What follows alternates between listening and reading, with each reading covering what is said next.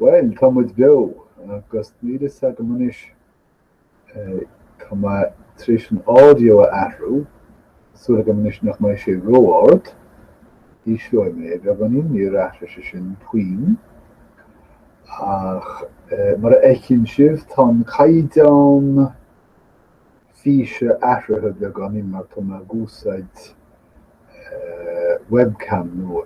Tym fágin a gúsáid webcam seo ná go nóidann sé go mai don chóras nua atá go man seo. Ach mar a ecinn sibh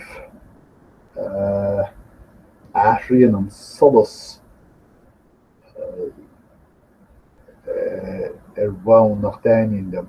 Well sin an méidir is, bhí mé géad a feiceáil cén caiideán fuaime a bheith agam, so feicimid is, so stumpí mé tá fid, an craola agus feicimid cé mar a bhí an uaim.